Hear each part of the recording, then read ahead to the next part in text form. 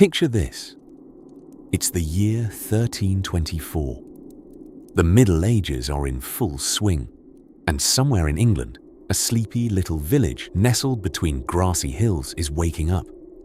The roosters crow as the sun timidly peeks over the horizon, bathing everything in a gentle golden hue. The air is crisp, and the smell of freshly cooked porridge wafts through thatched roof cottages. However, our focus isn't on a hearty breakfast. It's on those medieval folks who, for reasons only known to them and perhaps their mothers, chose the life of a medieval executioner. Now, being a professional killer in the Middle Ages may not seem as serene as counting sheep, but history has quirks tighter than a court jester's hat. Here's the catch. Reminding the populace of their own mortality wasn't as glamorous as one might think. Executioners didn't stroll through the weekly market to the sound of awe-stricken whispers or gather crowds in the pub eager to hear tales of their not-so-glorious deeds. In actuality, they were as popular as a soggy piece of bread at a banquet. You see, these medieval men, and a few women, were often shunned and even avoided, the same way you might sidestep a pillow with that one neck crick-inducing lump. Imagine trudging to work, spiky iron instruments clinking ominously in your sack, only to be met with averted eyes and scolding mutters. Even the village dogs kept their distance, perhaps sensing the aura of dread, or just the smell of old Hessian, and worse yet, unwashed woolen tunics. That distinctive raiment, a uniform that even today would make someone rethink their fashion choices. And then there was the particularities of their professional duties.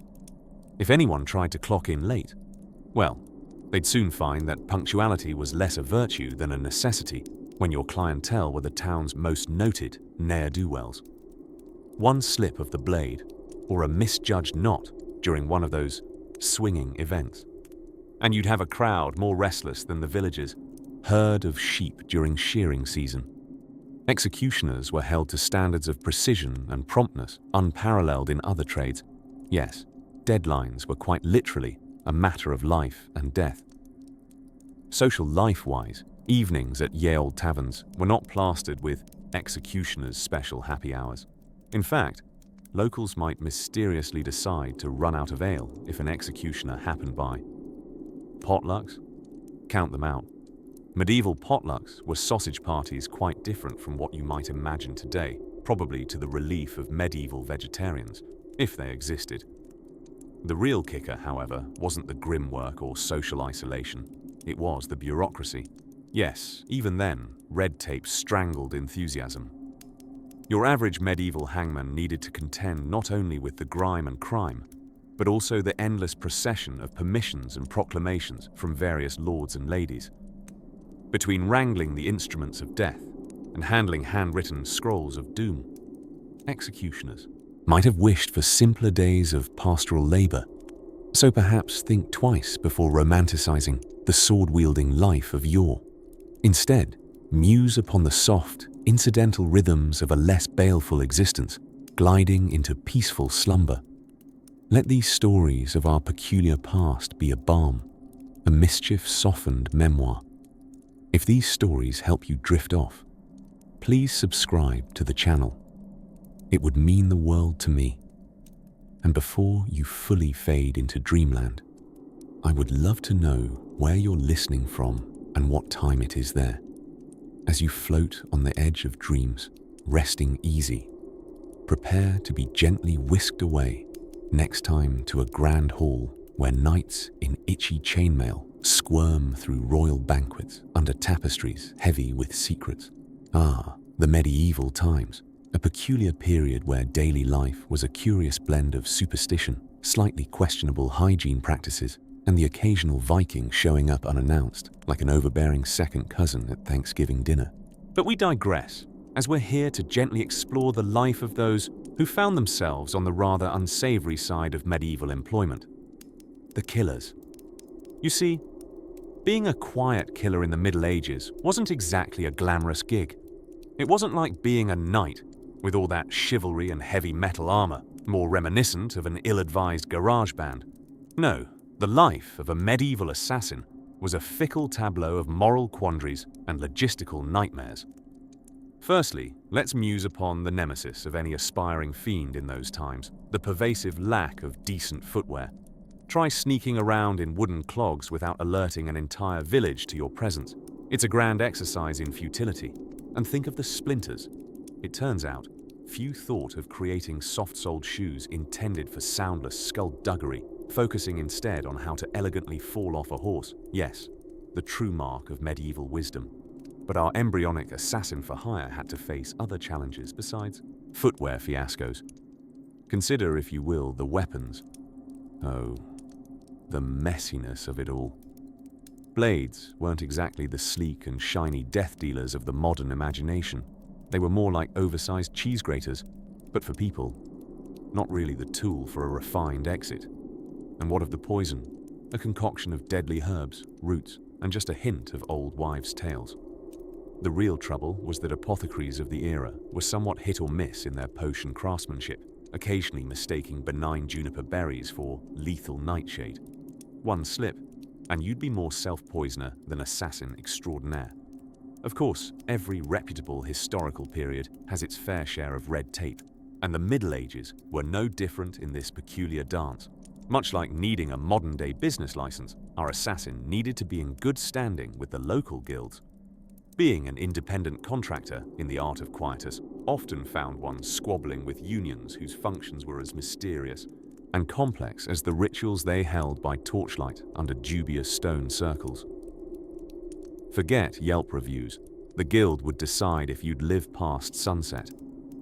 And what was the reward for such grim dedication? Besides a rather high turnover rate and potentially being flayed by your contemporaries, there was the salary, of course. Payments were usually in the form of livestock, which I assure you did very little for upward mobility. One could only upgrade from sheep to cattle before needing larger plots of meadow. But amidst all this bureaucratic chaos, let's not forget the ultimate trump card in an assassin's turbulent life: the divine punishment. The taciturn and ever-watchful church had a stringent view on killing. Generally not a fan. Brimstone and eternal damnation were quite motivational for self-reflection, if nothing else. Imagine trying to retire peacefully, only to be told the afterlife committee had a few questions about your past career choices. Immediate panic prayers and hurried charity donations would surely follow. The life of a medieval killer, then, was a series of paradoxes, losses, and narrow escapes. Literally. Just as our story tonight threads the needle of humor and history to coax you gently into restful slumber. Take a deep breath and drift into the quietude of sleep as we prepare to unfurl more curious tales of this charmingly chaotic epoch. Shh! Dream softly now, for another secret of our boring history awaits, just a whisper away. Amidst the wooden whispers of the medieval forest, somewhere between the desire to wield a sword with bravado and the rather pungent reality of never bathing, lies the tale of the medieval killer. Oh yes, the flamboyant fables make it sound glamorous, but being a medieval killer was anything but. Picture it, you, in ill-fitting chainmail, clanking louder than the morning bell of the town crier, trying to sneak up on someone whose biggest worry was warding off the dreaded Black Death. Forget about stealth. With every step, you were more likely to startle wildlife into a frenzy than sneak up on your unsuspecting target. If clattering through the woods unfazed you, well, there were always the minor details like your weapon of choice. Imagine holding as much as a broadsword, which, when standing upright, might very well have been taller than the average medieval peasant. Swinging that massive blade was often a workout on par with modern-day powerlifting, and with significantly fewer protein shakes to re-energize. Perhaps you imagined yourself an expert wielder of the bow and arrow. Let me introduce you to a little-known fact. Those arrows, lovingly crafted by your local Fletcher, rarely hit the mark unless the mark was about a wagon's width in front of you. The creation of bows and arrows was a craft as cantankerous as your Aunt Mabel's old cat. You got a bent shaft and miscalculated trajectory. The only thing you'd pierce was your own pride. And then, there was the glorious aftermath of a job well done, or so one would hope. There were no Hollywood-style exits, dramatic as they might be. Instead, you found yourself trudging back through the muck, hoping not to be ambushed by a rival killer whose motives were as unclear as the river mud they lived beside. Your accolades: a lukewarm gruel, a pat on the back that smacked of calloused hands, and perhaps a rousing serenade by a minstrel who still used the term yonder unironically. You see, medieval life for a killer wasn't just battling foes or avoiding the latest pandemic. It was the absence of conveniences we now casually enjoy. Take communication, for example, the dreaded simple missive. With literacy numbers dreadfully low, attempting to send a message required hiring a scribe who invariably penned your letter on parchment that soaked up rain like a sponge. Relay your message through a messenger who, more often than not, had a tendency to be waylaid by bandits or, more embarrassingly, misplaced. That wasn't exactly guaranteeing a swift reply. Oh, those were the days when "I will get back to you" turned into months, a feat of procrastination rivaled only by your dentist reminding you of flossing. Food, too, played a monumental role in why the life of a medieval killer was particularly unappealing. Picture diving into a bowl of pottage, a dish resembling undersalted porridge served twice a day, at best. For entertainment, you could gaze into its greyish depths and contemplate your piscatorial future, which didn't fare much better. Fresh fish, with its delightful aroma, was yet another rarity, and local flavour meant spices we now take for granted, like salt, were rarer than honest politicians. Of course, you might question, surely some killers lived in opulence, sheltered in warm keeps, gobbling roasted pig with abandon. Ah, yes. But you'd have had to be royalty, or close to it, with all its demanding intricacies, courtly intrigue, and an uncanny knack for keeping track of which cousin was scheming. Because one always was. As you drift into dreams like a leaf upon the autumn breeze, consider that for many medieval killers, there was an ever-present lack of suitable footwear. Each rock, each twig, felt like nature's own acupuncture.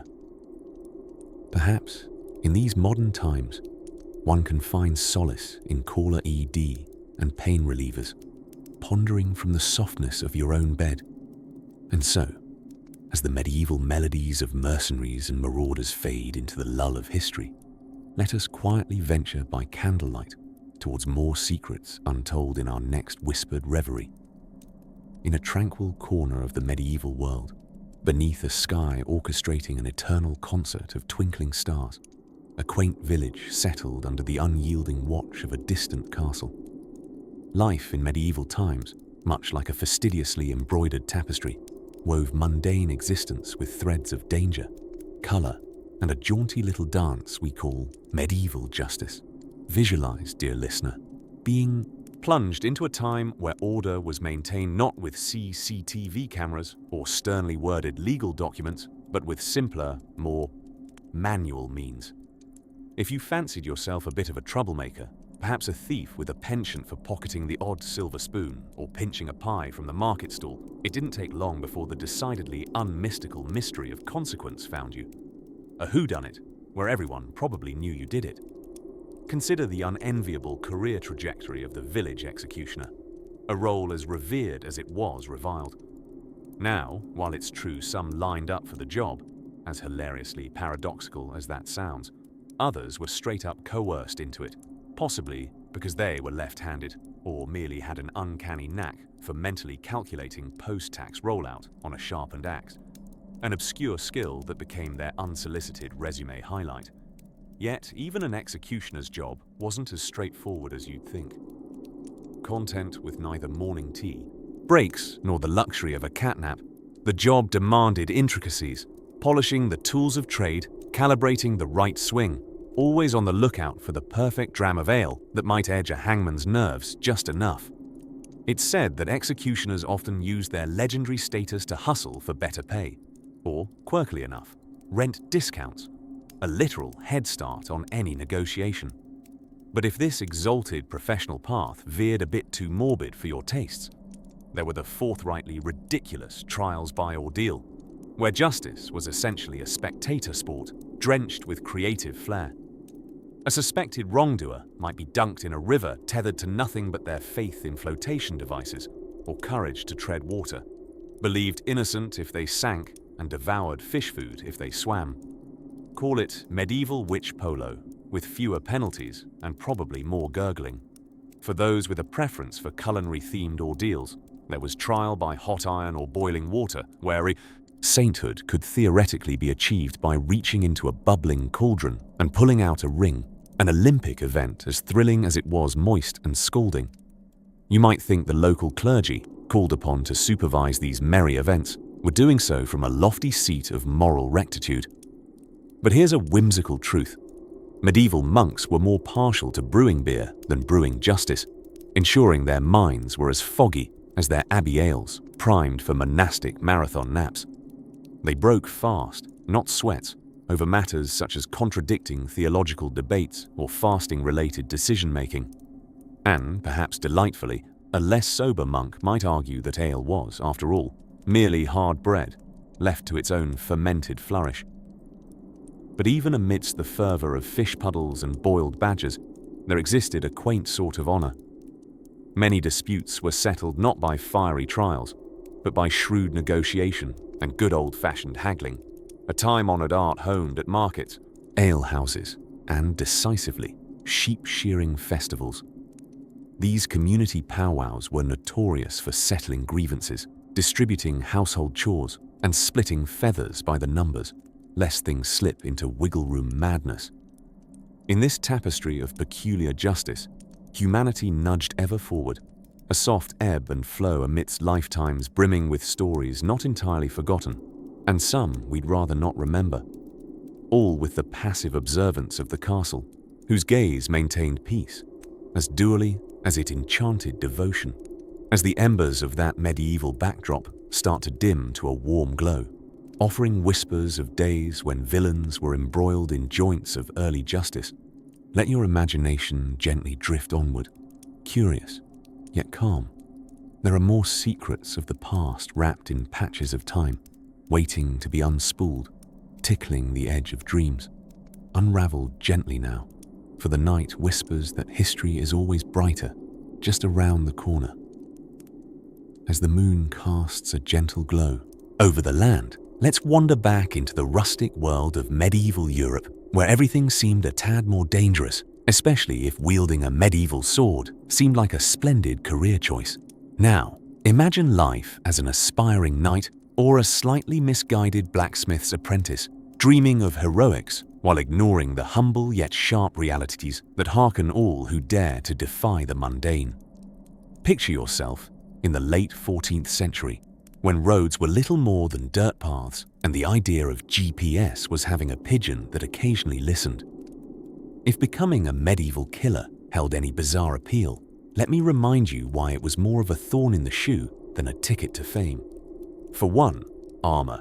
Yes, our metal-clad heroes would strut about like metallic chess pieces, conveniently forgetting the realities of clanking laboriously across European moors, hoping not to rust while crossing damp swamps.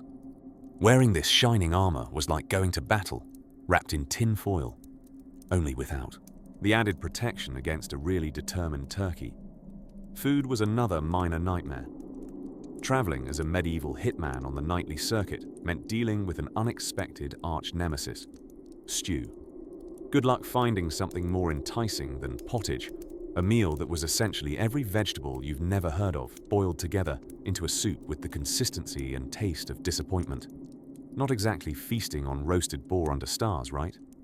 Medieval killers often thought themselves quite intimidating, but imagine trying to strike fear into the heart of your enemy with teeth stained from countless meals of dubious origin. Hygiene was a concept as mysterious to them as the internet is to your grandfather. So while you'd post daredevil deeds on your blog today, medieval warriors etched them in stone if they had the patience and a really sharp chisel. Speed wasn't quite their forte. Perhaps you thought anonymity would be on your side. Wrong again. In villages small, enough to count glucose molecules, the new face in town was about as subtle as a serenading bard inside an echoing chapel. Each character, no matter how nefarious, quickly became a part of the community potluck, albeit serving less popular dishes. Furthermore, let's chuckle softly at the medieval weaponry school. Mastering a sword trick might sound impressive until one ends up battling enemies wielding bread, hard bread. You see, some of these weapon techniques traced back to averting more pressing dangers, the abominable lunch roll. It turns out carb loading wasn't just an athlete's pre-game strategy, it was an adventure in every bite. And just when our imaginative killer thought it couldn't get worse, in comes the indispensable sidekick, the scribe.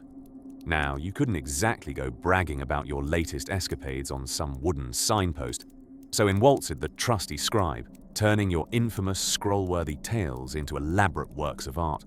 Congratulations, you've unwittingly entered the clutches of the medieval gossip mill. The whole affair was long, boring, and often fiendishly exaggerated thanks to artistic licenses taken by scribes with Shakespearean aspirations. Our misguided hero might have awoken each day, expecting a life of quests and valor, only to find lingering doubts, whether the drafty castle was making his knees click, or whether his rival received better hay for his horse. Indeed, his dreams of chivalric glory often collided with the undeniable need for rudimentary leatherwork skills and an iron stomach for yeasty ales that could double as paint thinner. But fear not, brave slumberer. Our journey through the awkward annals of history doesn't end here. The call of the pillow grows stronger, and our quest continues to reveal more peculiarities of a time when life was harsh, humbling, yet whimsically human at its heart. Journey onward, to another tale where the past whispers softly through the pages of history. Ah, dear listener, as we gently weave through the fabric of medieval happenings, picture yourself on a wooden bench, basking in the comforting glow of a fire-lit room. The crackling logs serenade you with their rustic charm, much like the quaint yet slightly hazardous life of a medieval killer. Yes, we're wading through the musty corridors of yore, but fear not, for our focus isn't solely on the grim and dark. Rather, it's about the true inconveniences faced by those who, in their medieval careers as killers, discovered that life wasn't as straightforward as it seemed. Imagine waking up in a drafty stone room, with a canvas of frost creeping across your blanket, your breath visible even indoors. Your morning begins not with a toasty cup of coffee but with icy well water splashed upon your face, and as a killer, before you can wield your sword, you first face the dire challenge of wading through local politics. Oh, the political intrigue of the medieval courts. Unlike today, social. Media rows were fought with whispered innuendo in smoky banquet halls or over goblets of questionable grog. One misplaced comment, and suddenly you're being pelted with turnips from the town crier's cart. Troublesome, indeed. Consider, next, the delicacies, or rather, the dearth of them. In our current world, a quick bite might mean a neatly packaged snack. Back then, well, killing was hungry work, and the Middle Ages had yet to invent the calorie-laden bliss of a Snickers bar. Your meal might be a dusty loaf of bread paired with broth, whose mysterious contents could inspire entire sagas. No one ever wrote sonnets about eating boiled moss, but at the time, that was sometimes the risk you took when dining in less than savory inns. And the attire. You might think capes are quite majestic, but armor. It's like walking around wrapped in a tin can. It's heavy, it's clunky, and worst of all, it's a magnet for rust when it rains, which, if you were traipsing through England, was alarmingly frequent. And woe to you if you forgot to secure your codpiece. Fashion faux pas in the Middle Ages could be a social death sentence, one even worse than forgetting to use a hashtag these days. But the most cumbersome plight of a medieval killer, the chronic job insecurity. Today, the gig economy might involve freelance writing or ride-sharing. Back then, it was a different form of freelancing. Remember, contracts could be nullified with nothing but a swift sword stroke from a more ambitious up-and-comer. After all, LinkedIn recommendations weren't a thing, and building a reliable network, often required negotiations far more perilous than one might hope. Loyalty programs mostly consisted of not accidentally getting poisoned by your employer, a perk not often discussed in modern job descriptions. With every sunrise, these historical freelancers faced an interesting spectrum of occupational hazards, the kind that no employee indemnity could cover. But despite that bleakness, let us not forget the curious community spirit that wove itself into daily life. Cooked eels and shared ales paved the way for camaraderie in even the darkest corners, where one's moral compass jostled mightily with the aim for survival. And so, nestled on your wooden bench, allow your mind to drift away with the realization that history, in all its oddities, is woven from threads of shared humanity, humorous mishaps, and lessons learned through time. The dilemmas of past lives offer sparkling insight into the peculiar essence of human resilience, illuminating our own present with a sleepy kind of purpose. As we depart from this chapter of worn leather boots, clinking through cobblestone streets, drift further into dreamland, where tales of yesteryear continue to unfurl with gentle grace. As we continue our dreamy drift through the somnolent realms of history, let us glide gently into the peculiar existence of the medieval executioner. A peculiar fellow who wielded an axe not of legend, but rather of employment. By all sleeping standards, one might assume the executioner led a life of high drama and intrigue, but oh dear no. Like any other profession of the day, it was rather mundane, interspersed with the occasional bout of notoriety. Picture this, if you can, a medieval town, its narrow cobbled streets littered with townsfolk shuffling about their daily chores, a wandering goat here, a wafting aroma of baked barley there. In the midst of this everyday tapestry, our hooded friend, the executioner, stands quite literally waiting for heads to roll. Remarkably unglamorous, for he was more a necessity of the times than a glamorous sword-swinging hero. Now, contrary to popular belief, the life of an executioner wasn't all doom and sharpened steel.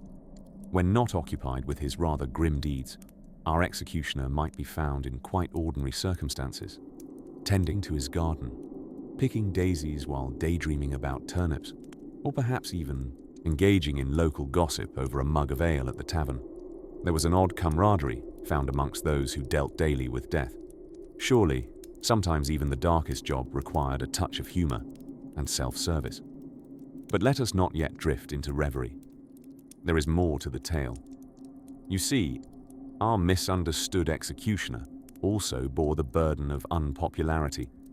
For who wanted to water their rose bushes or break bread with a man whose daily task was severing heads from shoulders?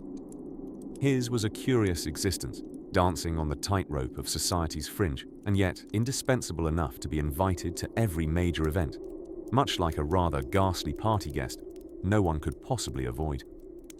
Yet there existed a peculiar fringe benefit to this morbid occupation, a certain immunity to the harsh structures of medieval justice.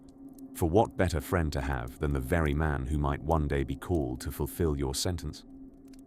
Executioners were often whisked away from the gallows and granted the freedom to wander town unshackled by both chains and, at times, taxation. No one hoots too loudly at the taxman after all, except perhaps the fellows carrying the sharp objects. Curiously enough, executioners often possessed skills beyond the mere wielding of their tools. Many were adept in the art of surgery. After all, precision was key, both in ending life and attempting to save it. It wasn't uncommon for these professionals to become medieval multitaskers, renowned for both the taking of lives and mending of bones in an era that required strangely diverse talent. Let us not forget the ever-important uniform, the legendary hood, an item of clothing as much for anonymity as it was for keeping one's head warm on brisk mornings of medieval justice. It was preferable for Mr. Executioner to remain somewhat incognito. Imagine bumping into your former barber in the market, only to remember he's not stitching you a new tunic, but instead might be sharpening something with a sinister gleam. Best to keep identities under wraps to maintain neighborly relations, you see. So all in all, the medieval executioner lived a rather peculiar life, a public servant, a fringe dweller, and a purveyor of an unfortunate yet necessary societal function. Perhaps he pondered, as he turned his gaze from the menacing block to the setting sun beyond the castle walls, that in another life he might have been an entertainer, perhaps tickling the townsfolk's fancy with a juggling act instead of tickling their hairs with his axe. But as the day dimmed and his duties drew to a close, he too would join the symphony of snoozes wafting through the hamlet, another soul drifting into the slumbering embrace of a medieval night. With that, dear listener, let us cozy up and slip seamlessly into the wanderings of the next tale, drifting peacefully through twilight's embrace.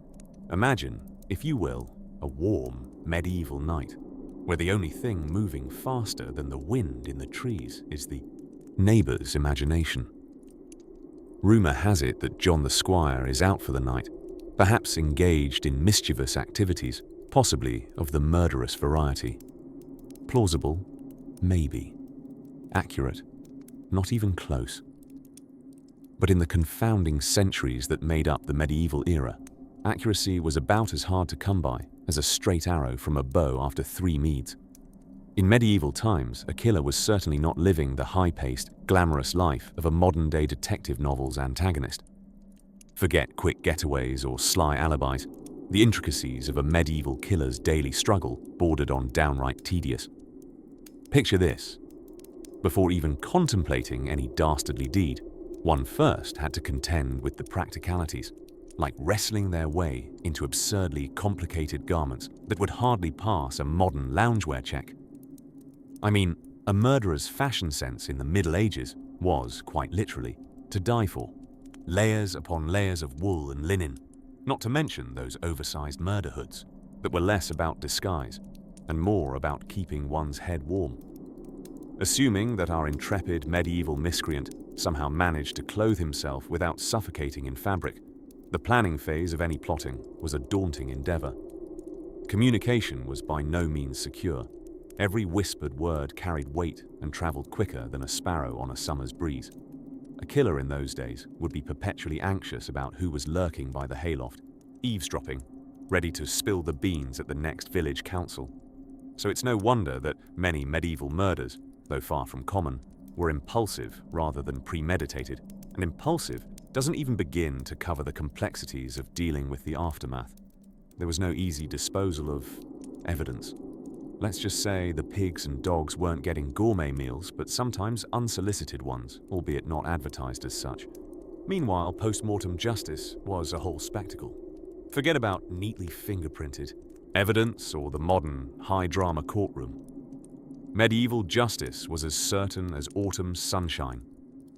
Firstly, you'd face the villagers, your local jury of undeniably biased peers, which spun around superstition as much as truth. Ever been tried by a jury of folks so drunk even a mule would be embarrassed? Seems unlikely to end well, doesn't it? Nevertheless, amongst the chaos and mayhem of massively muddled justice, there were brief moments of astonishing modernity, like trial by battle, where disputes were resolved by weaponry, and trial by ordeal, in which innocence was determined by your ability to refrain from blistering while holding a red-hot iron. A bizarre precursor to America's Got Talent, you could say. But if you were a particularly clever medieval citizen looking to escape the gallows, which, by the way, weren't even standardized instruments of execution, sometimes your salvation lay in the humblest of plans, joining the clergy. You see, claiming benefit of clergy could spare your life, allowing you refuge and possibly even the chance to become a monk, where you traded one kind of confinement for another, more bookish one. Luckily, in those long hours of scriptural copying and chanting, you'd at least improve your literacy, and maybe, just maybe, discover the joy of less homicidal hobbies. With the dark night now stretched across this sleepy tale, it's time to drift into dreams, possibly of a future where neither capricious courts nor murderous malfunctions plague us. But should such shadows flit across your thoughts, remember that even in history's bleakest corners, there was always room for a chuckle. And as you snuggle beneath your blanket, awaiting the comforting lapse into Chapter 9's whispers, it seems only fitting to let Frederick, the once accused squire, be the last smile before sleep. Following his ultimate acquittal, he didn't just leave the gallows behind. He became the kingdom's very first mime, finding humor, not to mention a lucrative side gig in the art of meticulously precise gesticulation. Imagine, if you will, a crisp medieval morning in the year 1352. The sun, in its rather typical medieval fashion, is just beginning to yawn its way over the horizon. The rooster, who clearly didn't receive the memo that snooze buttons existed even back then, courtesy of unwitting pebbles tossed at it from disgruntled farmers, has already serenaded the village to consciousness. But in one shadowy corner, wearing the medieval era's most fashionable accessory, a scowl of contemplation, sits a rather perplexed fellow by the name of Geoffrey the Lesser. Now Geoffrey, despite what his moniker might suggest, was no less in the mental faculties department. Alas, his designation as the Lesser didn't stem from a comparison with a grandiose Geoffrey the Greater, but rather his consistent inability to excel at, well, anything with a respectable semblance of mastery. So what, pray? Sequel, did Geoffrey do to spend his days? Geoffrey was a rather bashful blacksmith by day, and what he profoundly thought of as a shadowy avenger by night. Unbeknownst to the society which tarried merrily around him as they knitted their way through another repetitive cycle of the feudal system, Geoffrey was ruminating hard over his nocturnal activities. You see, Geoffrey had recently decided that sticking to one profession just wasn't cutting it. After all, how was anyone to truly know whether they enjoyed potato farming or manuscript illumining unless they tasted the variety of medieval life? So naturally, he was dabbling in the art of medieval mischief, more specifically, trying his hand at becoming a killer. But therein lay Geoffrey's ever-persistent predicament. Being a medieval killer was not at all what it was cracked up to be. For starters, job satisfaction was hitting rock bottom. In his defense, how fulfilled could one feel when the most terrifying weapons around were oversized cutlery?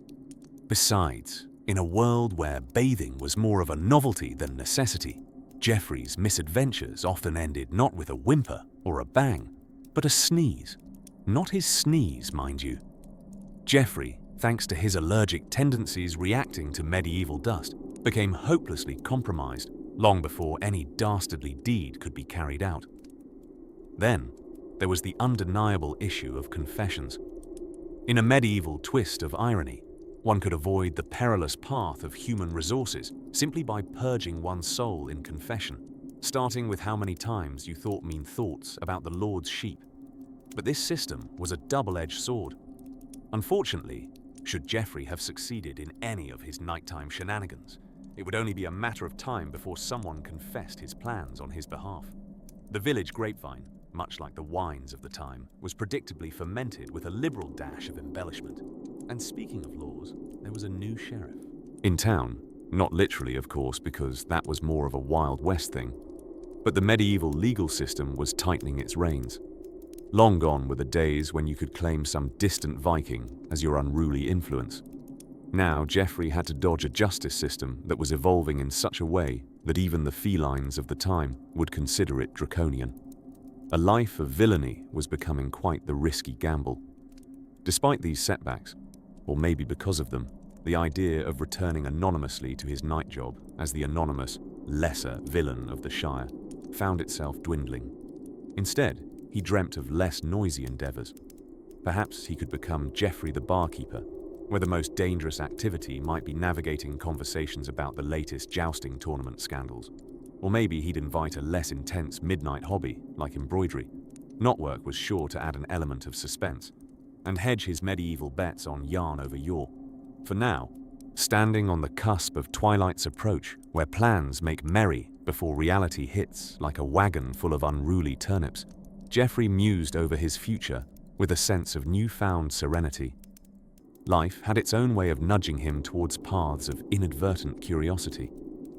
As the village settled into an evening hum of preparation for curfew, Geoffrey the Lesser took a deep breath of the crisp night air, vowing to let fate tangle him in less treacherous endeavors. With a gentle sigh warming the cool fare, Geoffrey wondered what the morrow would bring. Perhaps as daybreak threaded its golden light, some other village marvel would find itself inexorably wound up in a peculiar medieval quirk of destiny. Midnight sunlight seeped through the tapestried windows of medieval Europe, and in the quaint little village of Slumberton, not a real place, but one we might imagine exists in the heart of a history lover's dream, life was deliciously dull. But while the villagers napped beneath their high-stack duvets, let's shuffle through the quieter, less exciting corridors of history to ponder what it truly meant to be a medieval killer. If embarking on a career of sinister endeavors sounded thrillingly cinematic with hoods, daggers, and the allure of mystery, think again. Firstly, the medieval world was shockingly free of health and safety regulations, which, for our medieval miscreants, meant navigating through damp, treacherously cobbled alleyways often resulted in more twisted ankles than clandestine successes. So, if you were planning on an illustrious career in medieval mischief, you best watch your step. Literally, a killer's life was far from the glamour seen in modern stories. For starters, you'd be branded not just by reputation, but physically. For if caught, public shaming was de rigueur. Think less secret society and more of a low-budget spectacle involving stocks and jeering peasants. And if one went too far astray, there was always the ever-popular option of a swift hurling of rotten vegetables. Surely, not quite the accolades one hoped for. Let's delve into the nuances of medieval armaments. One might envisage honing a poisoned dagger, but reality complicates such creativity. The blades were undeniably more cumbersome than in fantasies. Besides, if you added poisons, your carefully prepared concoctions might just result in self-harm before you ever reached your intended quarry. Plus, concocting a convincing poison recipe was a tad more complex than whipping up a medieval stew. One mistake, and you'd be busier dealing with inconvenient stomach discomfort than your dastardly deeds. Our impending crestfallen assassins found their tasks muddled in yet another quagmire: lack of reliable intel. Information back then traveled slowly, like honey poured from a medieval bee's nest. Potential targets often moved to entirely different locales by the time any plan could unfold, leading to many comically awkward situations of villains lurking in haylofts only to find hay and pitchforks as company. Furthermore, one could not easily blend into a crowd post-incident. Medieval fashion was no friend to disguise when you wear a bright red tunic adorned with your family crest. Let's just say, fading into anonymity isn't Hercule Poirot seamless. Long beards and eccentric hats added to the challenge. Mess up in one town, and you're recognizable for the next 100 leagues. Perchance you dreamt of life on the lam. Don't forget the roving bands of vigilantes and their trusty bloodhounds.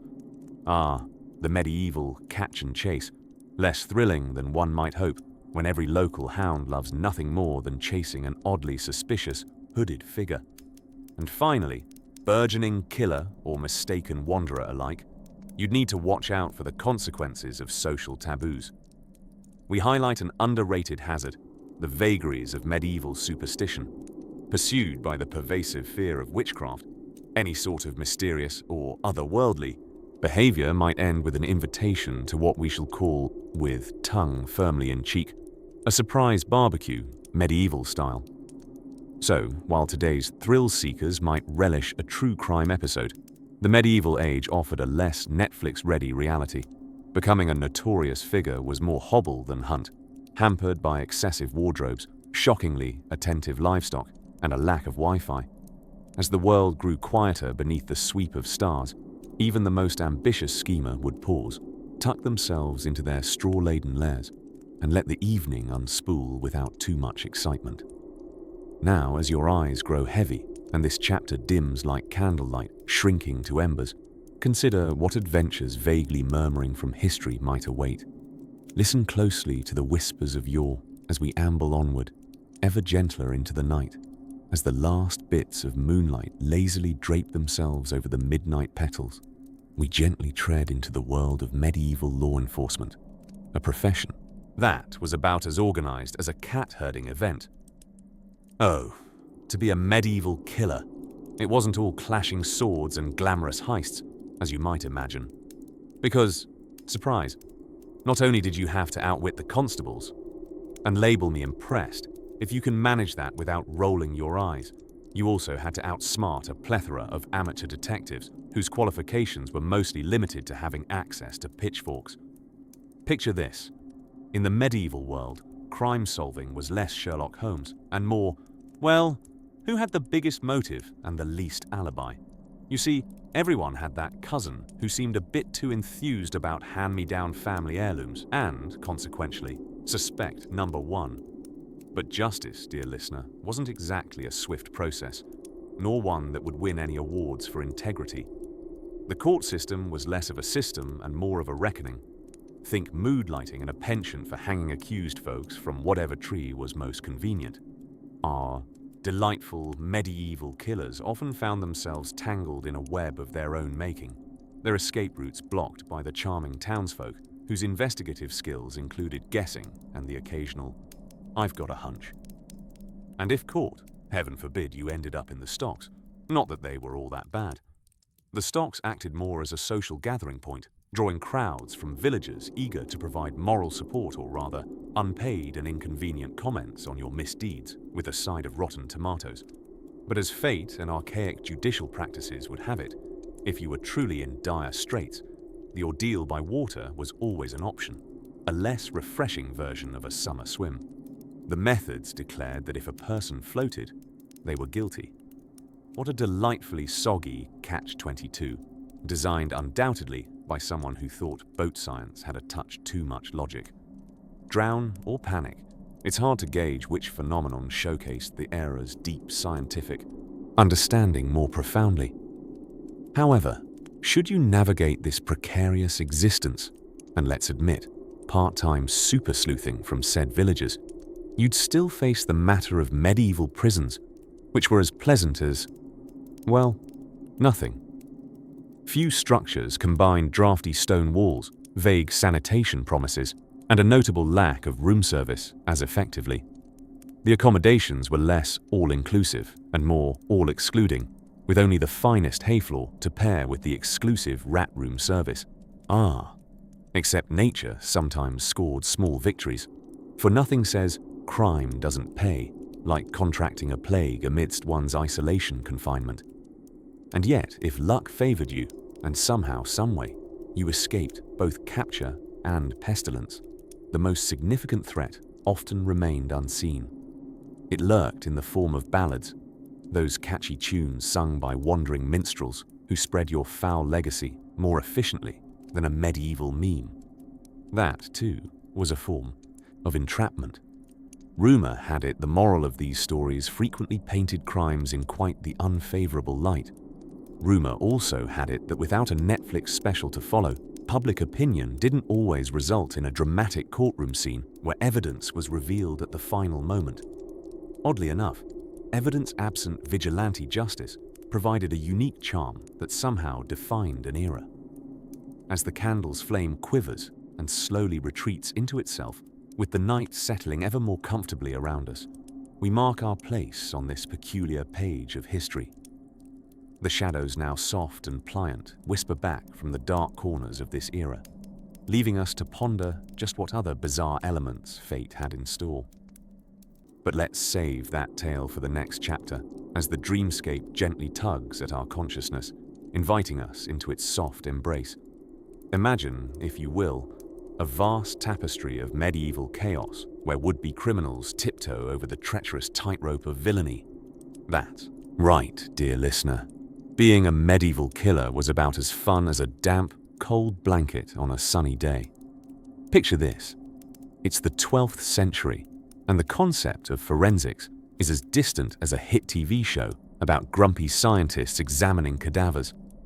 No DNA databases or whispered confessions gathered by sophisticated microphones here. Evidence was mostly about who could shout the loudest accusation while shaking their fists like a disgruntled squirrel. The word alibi likely sounded like an exotic dish involving questionable boiled meats. Now let's say you're caught in the dubious art of medieval misdeeds. Back in those treacherous times, the courtroom was more like a village huddle around a suspecting cow. This isn't an episode of Law and Order, my friend. Instead, public opinion was the name of the game, Who needs fancy lawyers when you've got an entire community eyeing you like you borrowed their prized goat and forgot to return it? But fear not, historical sleeper, for medieval justice was as unpredictable as a cart with a wobbly wheel. Trial by ordeal was often favored, involving a series of charmingly hazardous tests. Imagine dunking your hand into a pot of boiling water to retrieve a stone, or combating your neighbor in hand-to-hand combat, where honor was more likely to be served than justice. If you found yourself on the wrong end of a medieval mudslinging match, there was always a chance of seeking sanctuary in a church. But let's be honest, this was less about spiritual introspection and more about hoping the local bishop hadn't instructed the new caretaker to change the locks. The church sanctuary rule was sacred, but it had its loopholes, like accidentally fashion-forward loopholes in very holy cheese.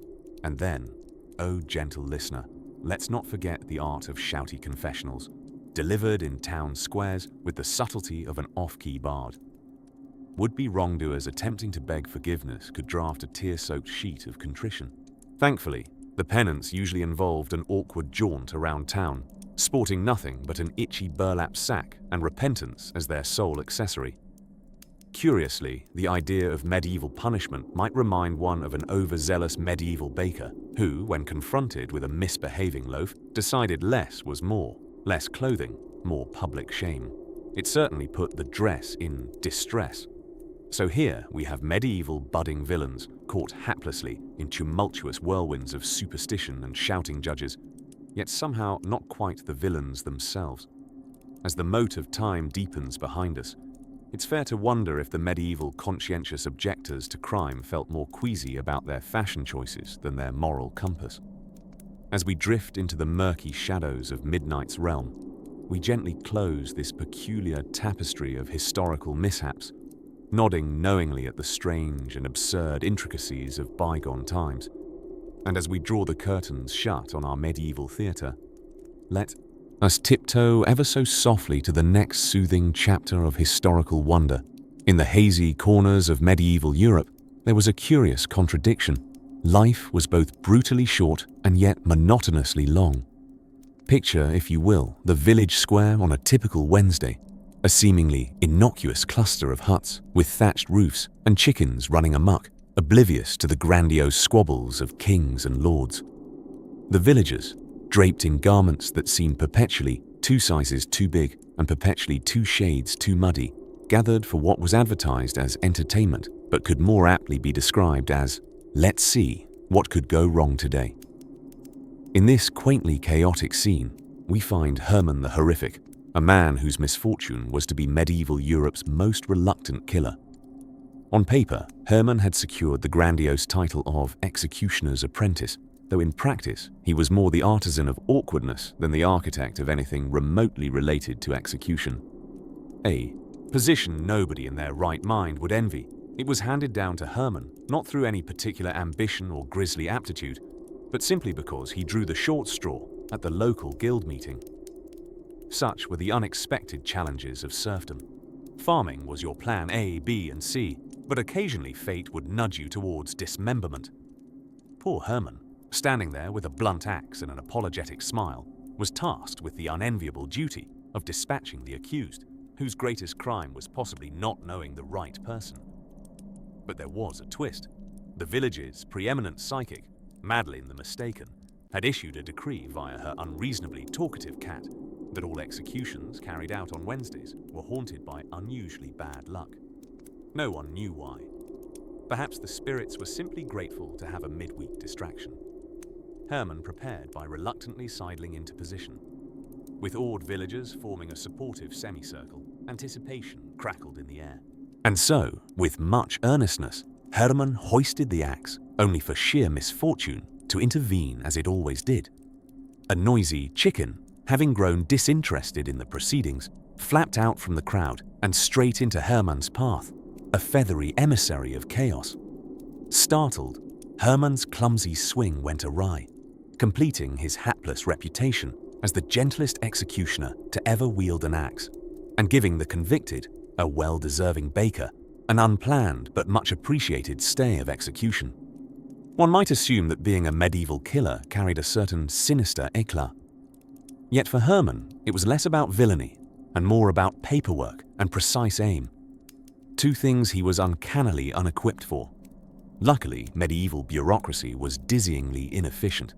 There were forms to misplace and signatures to misinterpret, all wrapped up in the red tape of a rudimentary legal system that mainly involved pointing fingers until someone cried.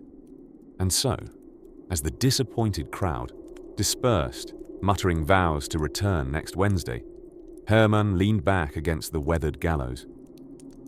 It was moments like these that made him ponder a career change, though the choices were as appealing as medieval medicine, where the chief remedy for any affliction seemed to be a haircut or a warm ale.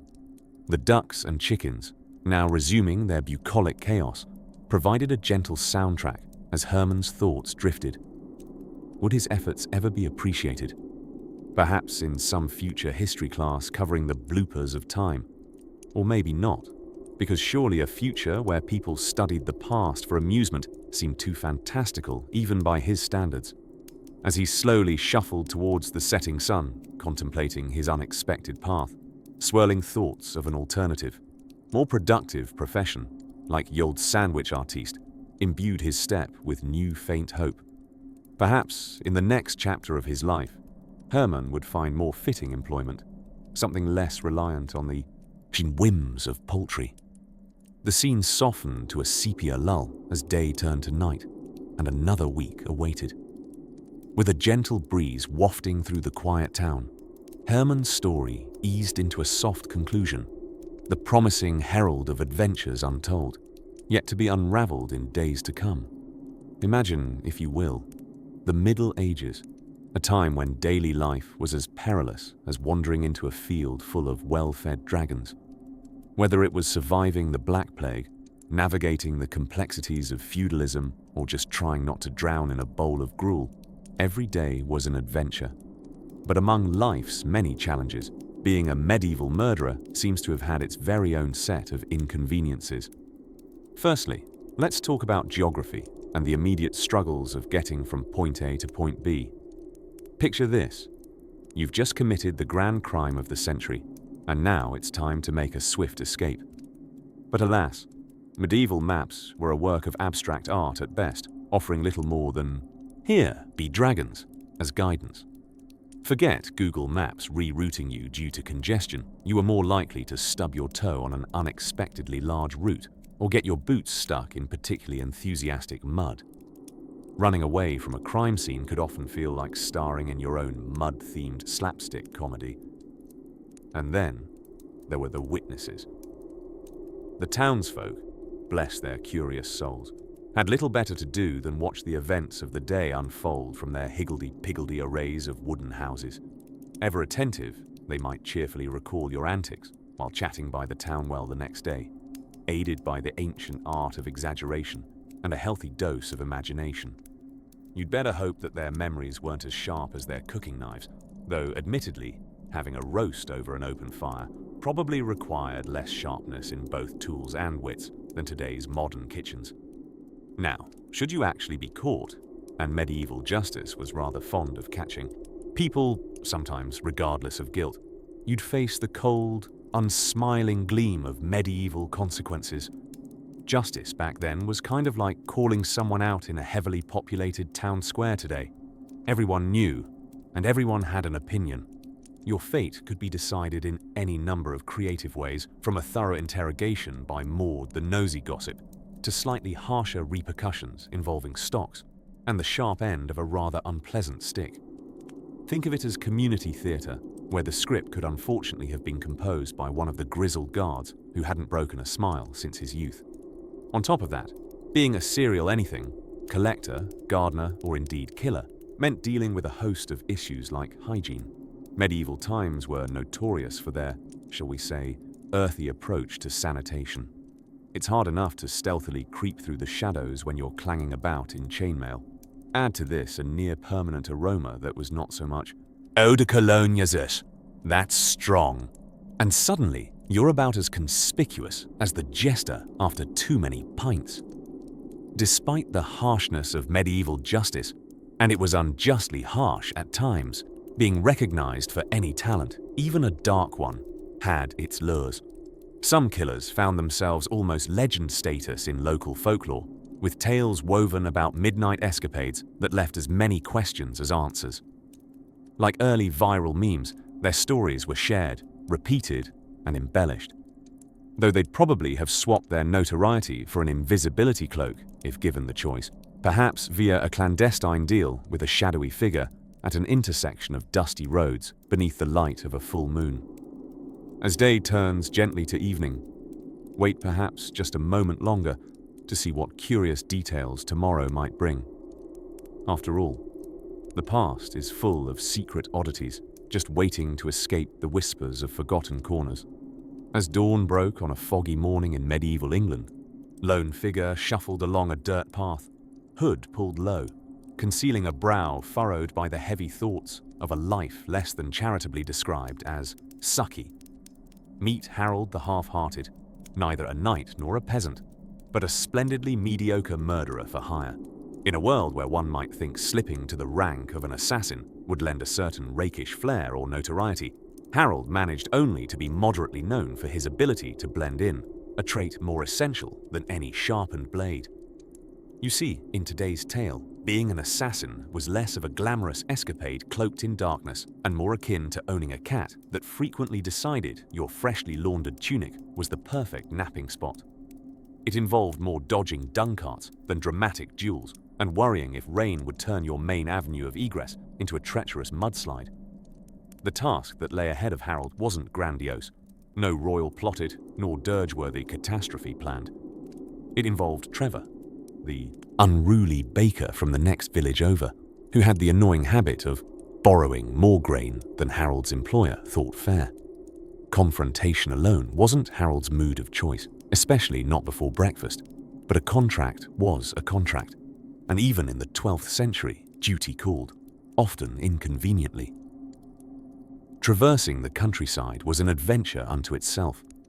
Avoiding wayward bards weaving between homes like animated loose threads of society's fabric, Harold considered if a strategically placed banana peel in Trevor's path might be warranted. But in this chronologically misplaced misadventure, bananas were but a myth of tropical lands, and also not known to medieval England. An oversight Harold mentally noted before stepping into the bustling village, broomsticks aside, dreaming wistfully of an escape involving the fictional fruit. Harnessing the subtleties of a mouse tiptoeing on a cheese platter, Harold navigated the bustling street, medieval markets, notorious for their effusions of vigor and odor, enveloped him in a cacophony of haggles, hacks, and huffs. A child pelted bystanders with plums that flew through the air with the elegance of misdirected javelins. Somewhere nearby, the rhythm of a blacksmith's hammer barked a beat amid squeals of barnyard fowl seeking solace. Trevor's bakery sat unassumingly between a butcher and the tang of horse-stabled memories. Harold knew the layout well, a single door that squeaked in treble tones when opened, and a back kitchen window that hadn't barred a soul since the Normans brought over lock technology. Instead of creeping in shadowed trepidation, Harold walked through the front. Trevor, blissfully unaware of his presence, stood at the hearth, his beard peppered with flour like salt dusted upon a pale piece of meat. Harold exhaled silently, pondering the talent necessary to blend flour and facial hair into such a wandering canvas. He cleared his throat, enough to make Trevor jolt, but only slightly, like one just startled from a daydream about more butter than Britain could stomach. "Oh, it's you, Harold. Hear about the grain?" Trevor inquired, betraying neither fear nor surprise. Rather, a resignation settled in his shoulder. Harold nodded, acknowledging the sentiment. The two engaged in a dance of verbal fencing that would never grace song nor saga.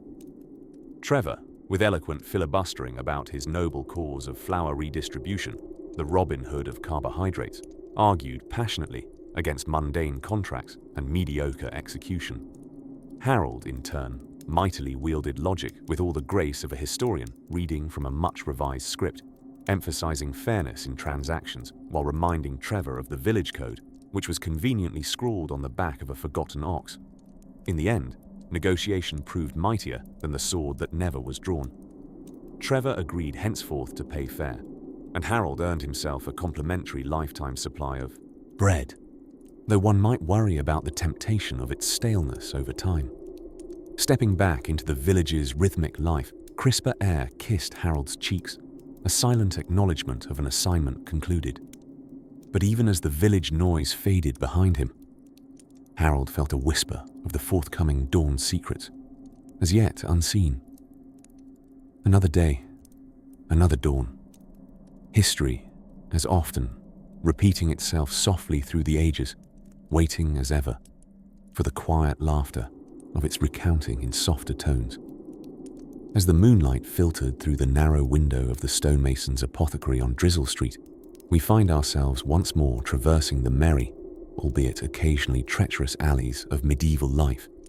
Tonight, dear listener, keep your voices low, for we're stepping into a world where assassins exist, but long for the simplicity of a baker's life. You see, being a medieval killer was not the glamorous gig one might imagine from modern cinematic portrayals. Armor rattling with chains creeping through shadows, one might picture a dangerous ballet of stealth and silence. In reality, it was much more akin to a slapstick comedy where most of the mishaps had terribly permanent consequences. In those times, employment records didn't include seven-figure salaries or job satisfaction surveys. In fact, our unfortunate employee, let's call him Bert, didn't even get a pension. The life of a contracted killer was, how shall we say, remarkably short-lived. For one, discretion was hardly an option with social networking happening in the village square post-hog roast night. Rumors spread faster than the Black Death, making it rather tricky to sneak around unnoticed. A man lurking suspiciously outside a well-to-do merchant's house typically ended up either in stocks or worse, at Maud's notorious pie shop, where none officially asked what lay beneath the crisp pastry layers. Bert naturally dreamed of being a knight, shiny armor, dent-free helm and all, but, alas, failed the belfry drop at Squire School, resulting in a patchy record and a few missing teeth, a trifle even Colgate couldn't fix. With knighthood out of reach, he settled into the only life his clumsy hands could manage, that of the clandestine profession. It was enough to make his ma proud, in an "I'd rather not know the particulars" kind of way. Tools of the trade back then lacked refinement. Sneaking a blade through a tapestry-lined corridor was more of an art form than you'd imagine, provided it didn't get stuck revealing a love scene from the Lady of Shalot's tapestry. And poisons, purportedly the sophisticated murder method, were a bigger gamble than participating in the village's midsummer cheese roll. Now, blend in with that the challenge of secrecy. Imagine having to scribble contract details in code using a parchment that may well be snatched by an enthusiastic scribe eagerly seeking original bedtime stories. Bert often had to rely on the baker's compromise, hiding messages amidst flour and yeast despite persistent rats, who, it turns out, weren't the best at safeguarding secrets. Often, our tale took Bert to unexpected rendezvous points, like the town's aroma-infused bathhouses. Sadly, his allergies made it unbearable to conceal sneezes, once causing unprecedented havoc by knocking over the entire lavender oil display, thus raising both suspicions and insurance premiums. Being cloaked in murder wasn't easy on personal relationships either. Bert's array of stuffed puppies served well in saving the countless spirits he failed to extinguish. After all, a stuffed companion wouldn't gossip with the town crier over mead. Medieval justice took a simpler approach, a trial by ordeal, the precise science of drowning or turning off waterworks to determine guilt. With that, mistakes were not exactly an option unless one had a hidden affinity for bucket ducking or flame dodging. Oh, but let us not forget the delightful repercussions should Bert's escapades meet with success. Wealth wasn't hidden beneath the floorboards, but rather forced displays of generous donations to the church, thus building sanctuaries while concealing sins. For our friend with more heart than stealth, discovering the intricacies of medieval life perhaps revealed that there was little glamour in the stained tunics of quick thrills. Therein lies the moral: never mistake survival for skill or shadows for allies, for every deed done at night only awaits the light of day. As the night draws thicker, like the fog that blankets Tanglewood, let us whisper quietly into the dawn of another chapter, allowing the echoes of medieval mischief to guide our weary imaginations deeper into slumber, where stories unfold like the gentle chapters of a dream. Picture a cold, drizzly day in the kingdom, where the sun played hide-and-seek with the clouds, and King Arthur allegedly roamed the land. Welcome, dear listener, to a world where danger lurked in every shadow and where being a medieval killer was far less glamorous than any ballad will have you believe. Allow me to nudge your thoughts toward an unlikely cadre of professionals in the Middle Ages, the executioners.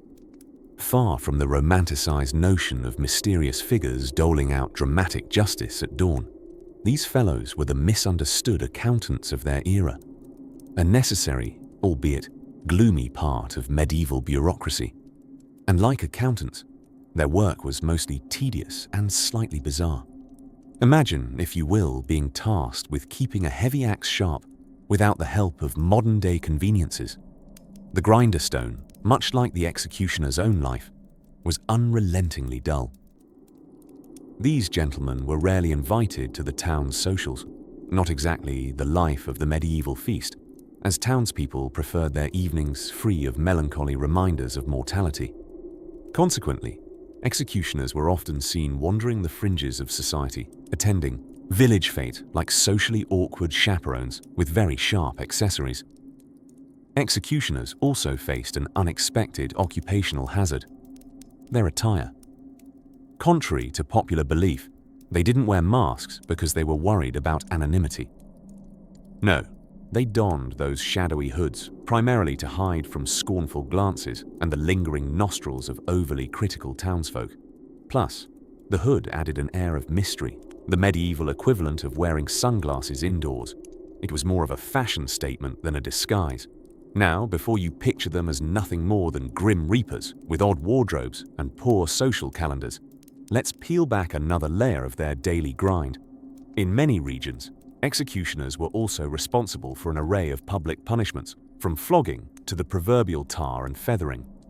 Imagine trying to keep a straight face while balancing the serious art of catching rogue pickpockets with the ridiculousness of occasionally being required to chase a chicken thief through the marketplace. It wasn't all doom and gloom. Sometimes it was just plain absurd. But fear not, dear listener. Just when you thought medieval life was all chicken chasing and dreaded hoods, let's flip this page of history to the royal court, where those who were sentenced often faced their final moments with a rather peculiar flair. You might imagine a bloodthirsty drama before the gallows, but in reality, it wasn't uncommon for spectators to grab a medieval equivalent of popcorn and settle in for some good old-fashioned humor.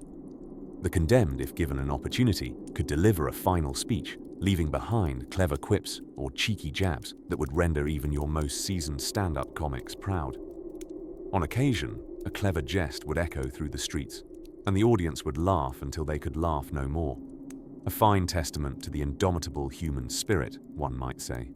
It's almost like a medieval version of a comedy special, minus the Netflix recording contract and obligatory standing ovation.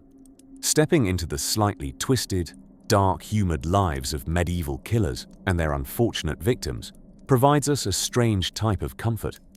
It shows us just how far we've come from the days of pomp and gloom, of gallows humor and social hierarchies defined by who swung the axe or who mouthed off at the wrong lord. And as the gentle rain continues to patter outside your window, pulling you deeper into a cocoon of comfort and warmth, let the whispers of yesteryears lull you further into the folds of your blanket. There's a certain peace in knowing that even in the most macabre of tasks, humanity found a way to laugh at its own absurdity. Stay cozied up as we turn the page, dreaming of distant lands and the gentle hum of history's mundane secrets, for there's always more to uncover, like knights, valiant or otherwise, weaving tales as intricate as their armor. But that's a yarn for another moment. Sweet dreams await as you drift softly into slumber.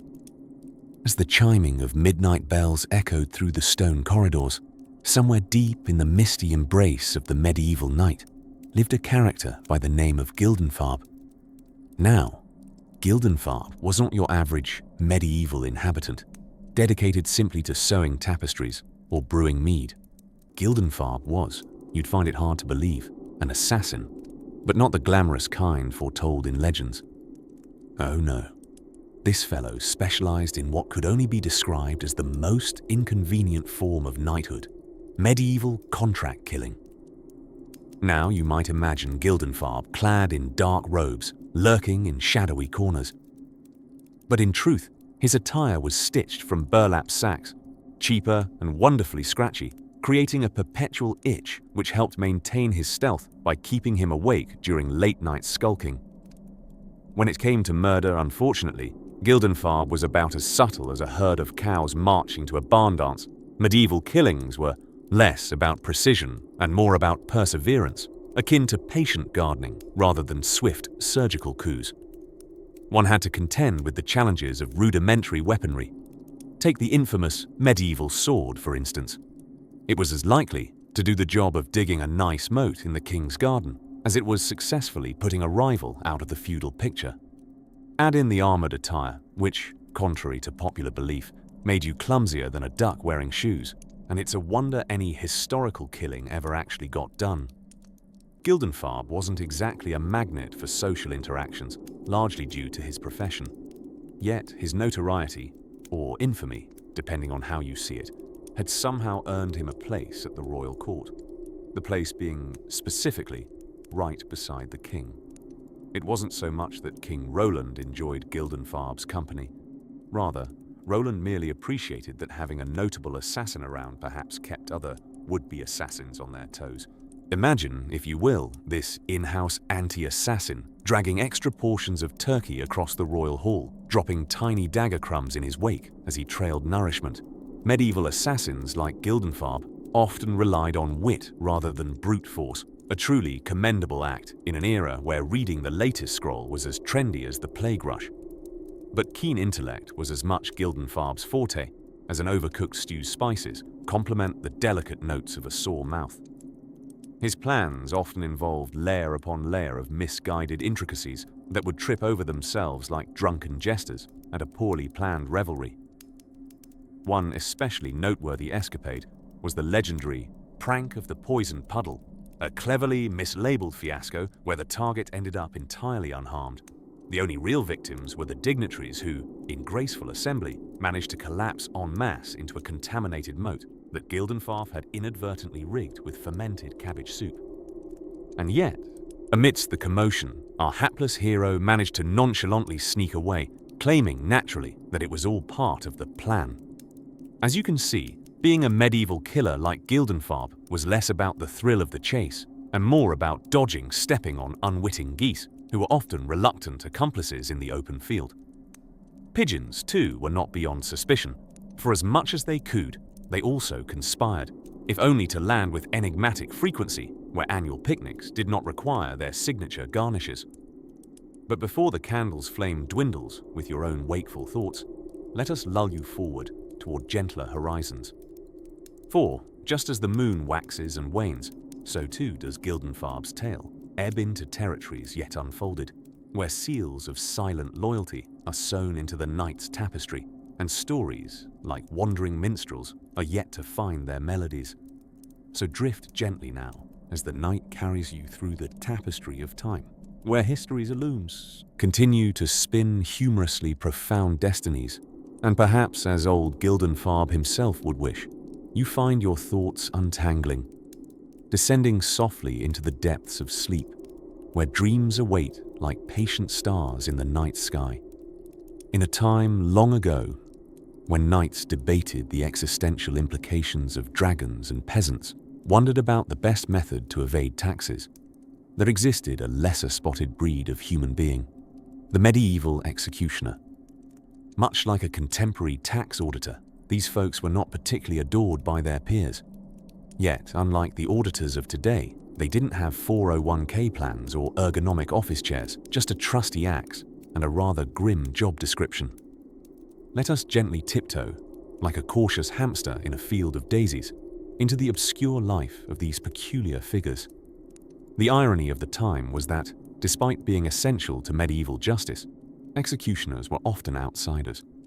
Given their knack for, well, ending things, they were typically pressured into living just beyond the town borders, far enough to ensure you wouldn't run into them at your local tavern, but close enough to call upon when heads needed to roll, quite literally. Recruitment for the role wasn't exactly a process that garnered cues.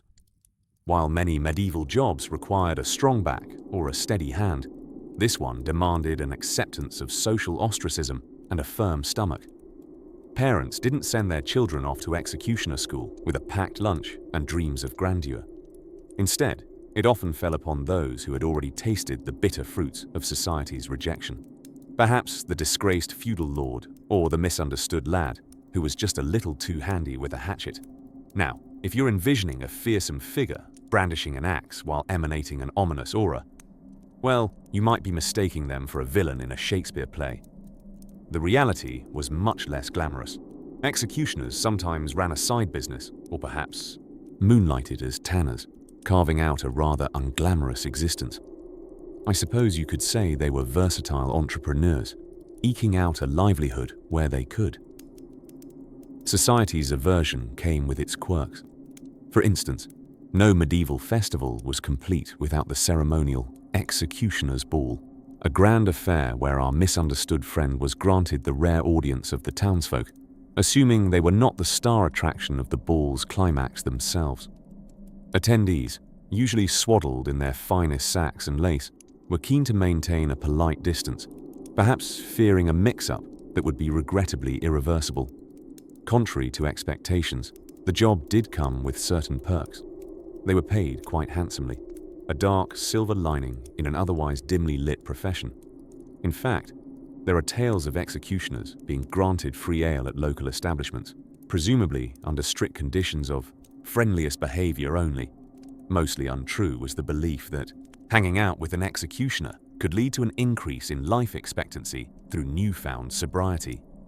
Executioners were not just brutal hacks.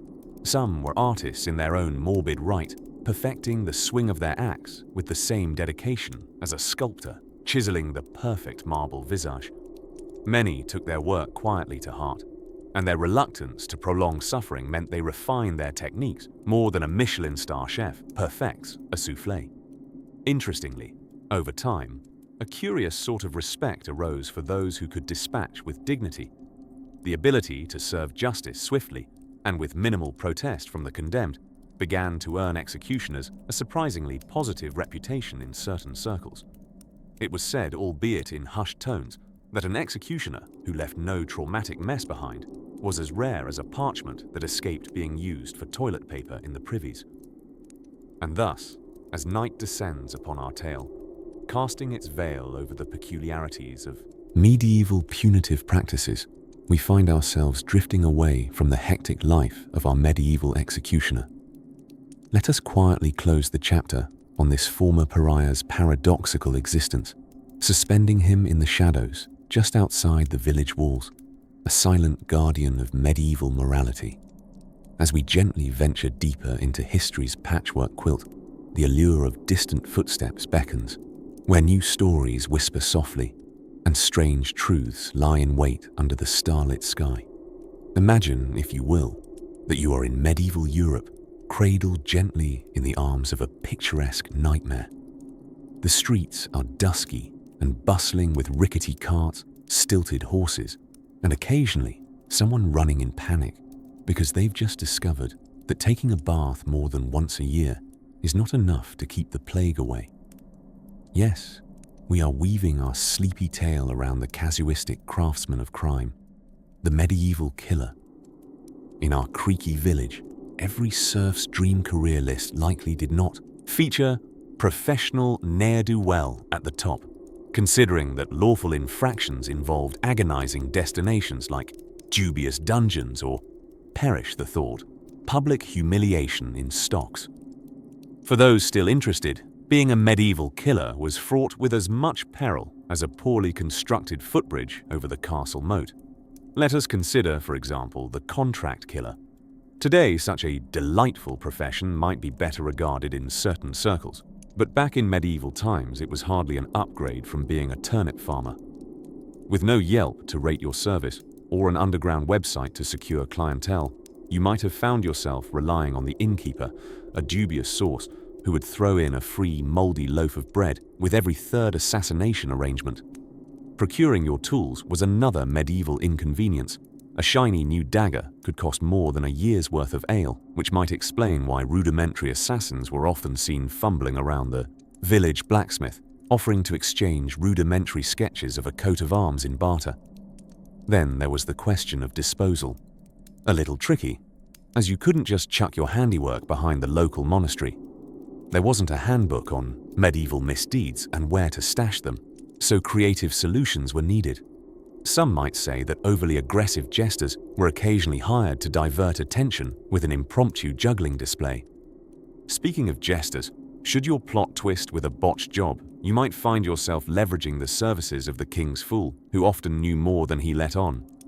Known alternatively for wit and for wearing shoes with alarming bells, jesters were surprisingly adept at averting suspicions.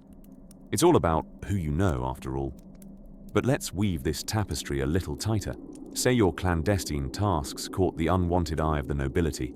Medieval lords, with all their land and limited comprehension of peasantry moods, were not known for understanding subtlety or tolerating miscreants with poor charisma stats. The result? Something quite medieval itself, like a good old-fashioned witch trial, even if you had never laid hands on a broomstick. Ah, the trials. Medieval justice was a thing of beauty when experienced from a safe distance. Flashbacks of knights-errant may come to mind, wielding scales of justice, which, oddly enough, more often resembled a very lopsided seesaw, manipulated with wildly inaccurate tales of blame as currency. Dear soul, imagine now you caught the pox of panic as speculative peasants murmured, skewering your erstwhile secrets like a marshmallow on a spit. In a realm where whispers traveled faster than galloping steeds, the truth often got mixed with merry fiction. Before long, you might be known as a shadow tossing curses in the moonlight, rather than a misunderstood patron of illicit arts. Through this foggy whirl of history, our sleepy narrative folds its wings like a weary dragon, content with the tales it has spun in the twilight. Yet, perhaps, in the distance, softened by the rough fabric of time, lies another chapter, awaited patiently by restive adventurers seeking new stories and peaceful repose. Ah, the medieval world, a place where blame was as commonly tossed around as errant arrows at an archery tournament. Admittedly, if you were a medieval killer, chances are you were less strategic mastermind and more, well, opportunistic bungler. Let us wander into the dimly lit realm of medieval justice and explore why being a killer back then was about as appealing as voluntarily wearing a hair shirt to a summer jousting contest. In the medieval societal tapestry, keep in mind, law and order were woven together by rather frayed threads. One might suspect with hope that the medieval world was a criminal's paradise, but alas, it was not. Justice, or whatever masqueraded as it, was swift and uncomfortably public. If you were caught, let's say, in a less than savory act of foul play, expect to enjoy an all-expenses-paid trip to the town square for an outdoor performance. And by performance, I mean execution, often accompanied by the medieval equivalent of Yelp reviews, courtesy of the jeering public. Of course, during this era, the art of forensic science was about as developed as the ability to stream cat videos on a stone tablet. Catching a killer often involved less science and more pointed fingers, sometimes literally, and involved methods such as trial by ordeal, which, for the uninitiated, was not a pleasant game but a grim mix of superstition and chance. As you may visualize, one common test involved clutching a red-hot iron bar. If your palm didn't blister, congratulations, you were innocent. If it did, the invisible thumbs of justice turned downward. Let us not forget the colorful cast of characters wielding authority, like the sheriff, who was part law enforcer, part tax collector, and occasionally part underwhelming amateur detective, a prime career opportunity for any middle-tier noble who excelled in taking bribes and pointing at maps with authority. And then there's the pesky problem of medieval hygiene. hardly an inviting backdrop for any heinous deeds. Poison, a rather stylish form of murder, was sometimes used by the more, shall we say, ambitious killers. Yet, ensuring secrecy in such acts was a dubious endeavor. Let's face it, mixing arsenic into medieval stew often went unnoticed, not because it was a skillful blend, but because nearly everything tasted like old socks. This culinary oversight made discerning deliberate malice a culinary Sherlock Holmes-type challenge. But let us drift to the softer side of history, where we find that being a medieval killer was drenched in equal parts superstition and humorously bad luck. More often than not, murderers had no better claim to intelligence than a fish trying to feed a horse. Add in a generous helping of medieval curses and omens, the kind that insist your dead uncle's ghost haunts your sleep if you step on a crack. And suddenly, even plotting mischief takes on an air of tiresome inevitability. Let's also consider footnotes from the corner of medieval literature, where tales of vengeance and crime often ended with the poetic justice of getting eaten by a dragon or cursed by a witch. Medieval storytellers sure knew how to keep their audiences entertained, and ever so slightly afraid of dessert time. Despite the dark palette of their deeds, medieval murderers were often remembered with a mix of scorn and grudging admiration, like exceptionally naughty, albeit infamous children. At least they instilled enough fear to earn a semi-detached immortality in the whispers of history, long after their actual skeletons turned to dust. And so, as we meander back through history's tapestry, leaving these sinister figures to rust in peace within their pages, let us slip away quietly. Onward now, dear Situd traveller, to yet another realm of ancient oddities, where the echoes of laughter and curiosity guide you toward a gentle slumber. As the night deepens, let us inch closer to yet another unfoldment of the past's peculiarities that patiently await. In the sleepy folds of history, where the annals of time drift like soft clouds across a summer sky, lies the rather unsung, unglamorous life of the medieval professional killer. It is a curious occupation, you might say, not commonly envied or recommended by career advisors, probably because of its abysmally poor work-life balance and the disturbingly persistent threat of, well, execution. A fact that even a mention in the old medieval job description would likely make one pause for thought. Now, imagine for a moment the cumbersome attire of our medieval miscreant, his foul-smelling cloak flapping in the wind like a protagonist in need of a spin cycle. His days were certainly not filled with the luxuries of Renaissance bounty or Elizabethan sonnets, but lived rather like a cat burglar, allergic to cats, always sneezing, or more truthfully, scrambling, to avoid the ever-watching eyes of town guards.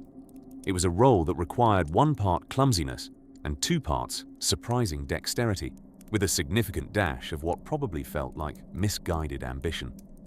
In this world, where artisanal poisons were the weapons of choice, often brewed with the subtlety of an elephant in a berry patch, our killers' associations were hardly the high-dining, opulent banquet sort.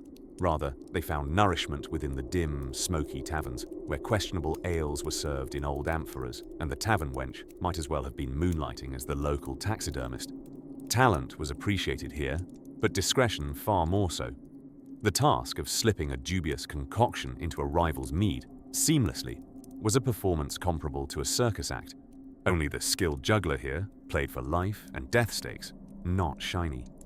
Baubles. But oh, the playwrights never saw them, nor sung of their tragic comedic acts, as these were grounded in the unglamorous art of very lowbrow improv, firm footing optional at best. Despite their sullied hands, or perhaps because of them, medieval killers found themselves serving overall society in a paradoxical role neither commended nor paid handsomely. Their exploits remained unsung by minstrels who preferred tales of knights and maidens to those of behind-the-scenes problem solvers. They often worked in an economy reminiscent of a barter system. Silence was a premium, and guilty consciences paid no practical currency, at least none that could buy a decent pair of leather boots. Their patrons were as fickle as a candle in a draught. Noble lords, wrapped in velvet and cloaked in treachery, hired them not for their prowess, but for their anonymity, their ability to leave no mark, no trace. preceding the concept of working from home by several centuries. Unfortunately, anonymity during medieval times was slighted more than today.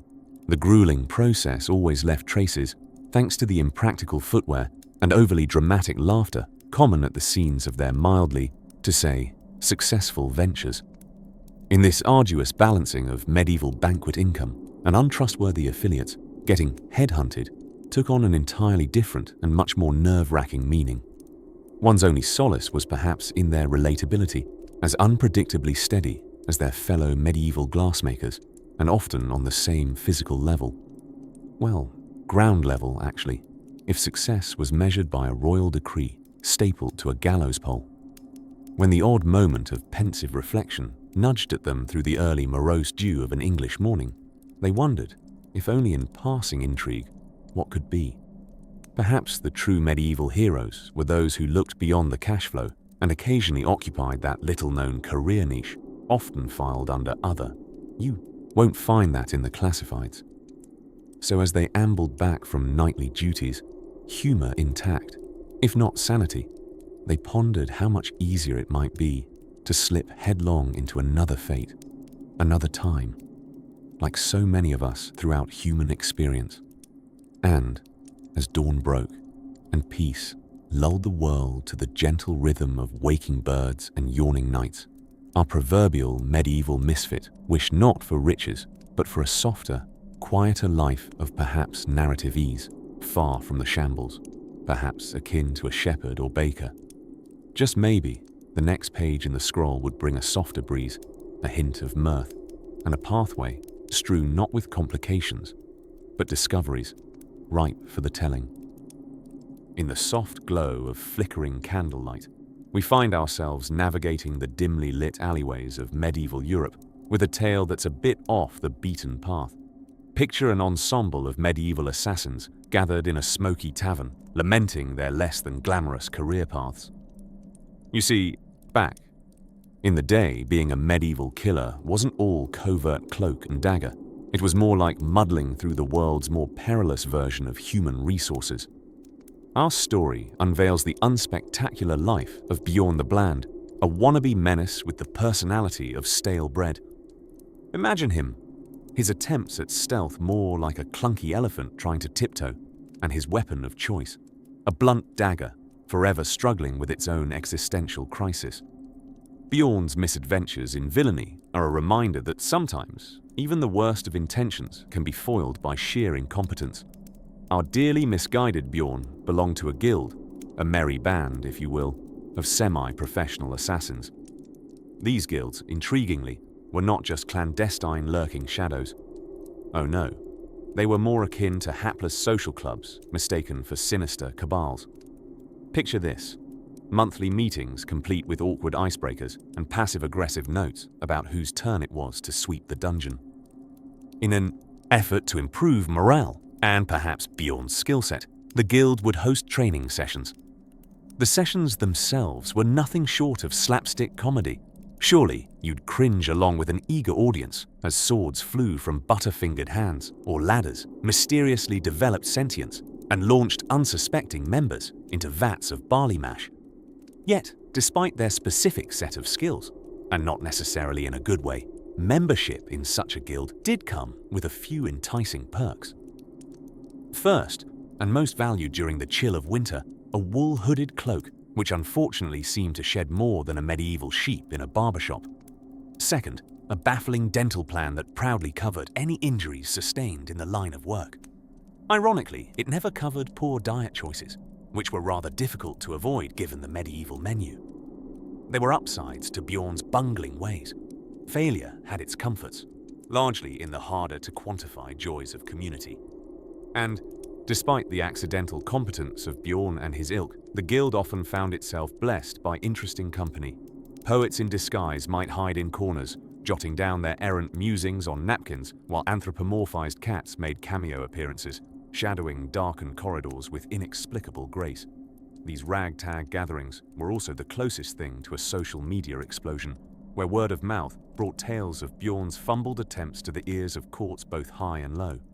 One story told and retold involved his misunderstanding of the term backstab, where he graciously patted several people on the back instead.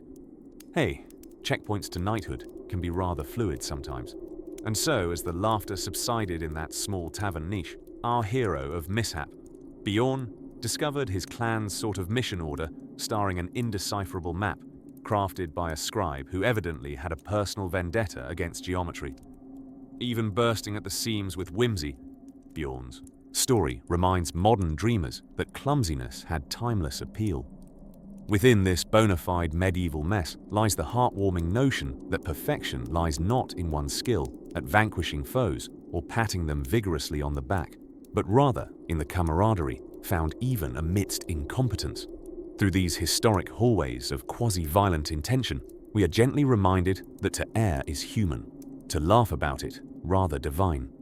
And so, as night weaves its gentle spell over these merry misadventures, let us pause, breathe deeply, set aside the pointed daggers of today, both literal and metaphorical, drift into slumber, a gentle transition toward our final tale, hinting at the nuanced tranquility of a medieval mystery yet to unfurl, as we weave seamlessly into the embrace of night's quietude. As we reach the quiet, candlelit corridors of our medieval quest, it's time to settle back into the feather-down past of yore, for indeed, the tale of a medieval killer is more entwining than a tapestry from Bayeux. Picture, if you will, a world without the ambient glow of screens or the soft buzz of modernity. A place rather more rural, rustic, and occasionally riddled with humorous inconveniences that only the unrepentant march of time could deem entirely normal. Medieval life was a patchwork quilt of discomforts, where even a seasoned killer couldn't escape the mundane tribulations of day-to-day life. Let us gently unravel the lacework intricacies of why being a ruthless killer was as cumbersome as a suit of iron armor dipped in the cobblestoned annoyances of the era. Picture a dank, drafty stone castle, where the only thing colder than the cement walls was the absence of central heating. Here, amidst flickering torchlight and a distinct lack of modern plumbing, our hypothetical medieval miscreant would find themselves often more concerned with warding off illness than planning their next dastardly deed. Ah, yes, the bounty of ailments spread across bounty. The medieval landscape, like a blissfully ignorant herbaceous border. From the banal buboes of the bubonic plague to the more intimate challenges posed by fleas, lice, and an appalling scarcity of lavender soap, health was a luxury right up there, with dragon-sitting services. And let's muse over the razor-sharp tool of the trade, a sword that was no lighter than an overstuffed medieval turkey at the king's banquet. Maintaining this hefty weapon required thorough care and sharpening, perhaps while still dodging maids wielding brooms and livestock with no regard for personal space. After all, one cannot stealthily traverse the royal corridors if rusted chainmail echoes like a band of anachronistic drummers laced with jingling spurs. Now, shifting to that crucial part of an assassin's attire, the perfect cloak. The medieval killer's cloak was a thing of dark wonder, attempting to render the wearer invisible to human eye and sense alike. This was, of course, provided that it hadn't gotten tangled in an unruly donkey cart during a high-speed chase along uneven cobblestones, swooping dramatically in one's cloak of mystery while inadvertently entangling oneself in animalistic shenanigans was less artful assassin and more comedic farce a la medieval Monty Python. As for sustenance, there is a charming simplicity in medieval fare. Food in this era was more likely to be dictated by the variable cycles of agronomy and the sometimes moody whims of Mother Nature. Imagine a medieval killer, sword in one hand, a half-stale loaf of rye bread in the other, as if pondering just how many dried beans are too many for one porridge. While culinary options may have had much flavor as a moat duck, they were served alongside stories, songs, and legends, a literary seasoning that softened the otherwise grizzled edges of harsh medieval life. But what of the final bow?